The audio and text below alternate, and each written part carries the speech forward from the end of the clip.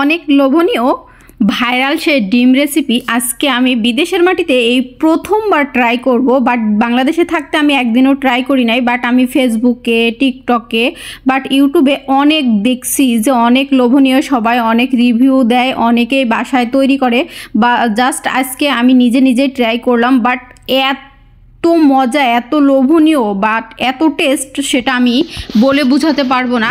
তাই আমি আজকে দেখেন ডিম রেসিপি বানায়া আমি 2 হাতে খেয়ে নিচ্ছি, মানে এত টেস্ট। বাট সেটা ওয়াও, মানে আমি নিজেও ফিদা হয়ে গেছি। যে এখন থেকে আমি মনে করি যে এই যে হাফ বেল ডিম দিয়ে এই যে চাটনিটা বানাইছি, বানানোর পরে যে খেতে যে এত দারুণ। আমি 3টা ডিম সিদ্ধ করছিলাম, জাস্ট 3টা ডিমই আমি খেয়ে ফেলছি। বাট আমি কখনো ভাবতেই পারি নাই, আমি একটা ডিম খাইতে পারি না যে জায়গায়, আমি সেই জায়গায় 3টা ডিম খেয়ে ফেলছি। মনে হয় আরও 4-5টা ডিম যদি হইতো মনে হয় আমি অনায়াসেই খেয়ে ফেলতে পারতাম, মানে এত টেস্ট হয়েছে। হ্যালো এভরিওয়ান, আসসালামু আলাইকুম, welcome to page Nehamoni, welcome to new video. এই যে আজকের ভিডিওতে আমি কিভাবে ভাইরাল এই ডিম রেসিপি তৈরি করলাম সেটাই থাকছে আজকের ভিডিওতে। দেখেন এখন সুন্দর করে একটা পেঁয়াজের অর্ধেক ছোট ছোট করে কুচি করে কেটে নিব। দেখেন কি সুন্দর করে কুচি করে কেটে নিচ্ছি। এইভাবে ছোট ছোট করে কেটে তারপরে এইখানে একটা শসা দিয়ে দেবো। একটা শসার অর্ধেক আমি নিয়ে নিব, বাট আমার কাছে তো পুরোটা শসা লাগবে না। এই চাটনিটা বানাতে হলে পেঁয়াজ, শসা, তারপর কাঁচামরিচ সব কিছুই ছোট ছোট করে কেটে নিতে হবে। এইভাবে যদি ছোট ছোট করে কেটে নেওয়া হয় তাহলে চাটনিটা বানাতেও আমাদের অনেক সুবিধা হবে। তার ভিতরে আমি একটা টমেটো দিয়ে দিব, টক বাগুন দিয়ে দিব। এই টক বাগুনটা দেওয়ার পরে এটার জন্য আরও বেশি টেস্ট হবে, যেহেতু শীতের সিজনে কিন্তু টমেটো পাওয়া যায় বা অফ সিজনেও পাওয়া যায়, কিন্তু অফ সিজনে অনেক বেশি দাম থাকে। আর এখন যেই উইন্টার, বাট এখন এই সিজনে সবার ঘরেই টমেটো থাকবেই, টমেটো, শসা এগুলো তো থাকবেই, কারণ এগুলো এখন শীতের সিজনের সবজি।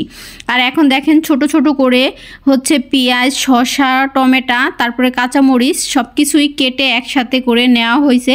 এখন এগুলোকে একটা প্লেটে নিয়ে নিব। তারপরে এই যে এখানে আমার কাছে বেশি ধনিয়া পাতা ছিল না, হজের পাতা। হজের পাতা আপনারা কি বোঝেন? দইন্না পাতা, দনের পাতা বলে কেউ, দইন্না পাতা বলে কেউ, হজের পাতা বলে। আমি সেই পাতাটা নিয়ে নিছি। তারপরে একটা শুকনো মরিচ নিয়ে নিছি। দেখেন সেই শুকনো মরিচটা দিয়ে লবণ আর ধনিয়া পাতা একলগে চটকায় নিচ্ছি। নেওয়ার পরে এইগুলো সব কিছুই একসাথে সুন্দর করে চটকায় নিব।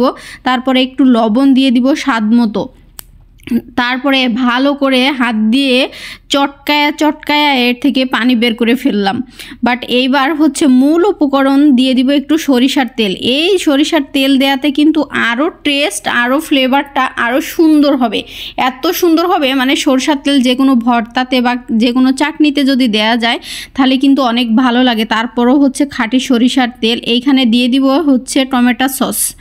এইখানে একটু টমেটো সস দিয়ে দিব। টেস্টে এটার জন্যই কিন্তু আরও বেশি টেস্ট হবে, যেহেতু চাটনি বানাচ্ছি। আর এইখানে যে মূল উপকরণ তেঁতুলের চাটনি। এই চাটনির জন্যই কিন্তু এই এটা আরও বেশি ভালো লাগে, যেহেতু তেঁতুলের আচার। এই চাটনিটা দিয়ে যদি মূল উপকরণটা বানানো যায় তাহলে যে মুখে লেগেই থাকবে, আর মুখে লেগে থাকার মতোই চাটনি।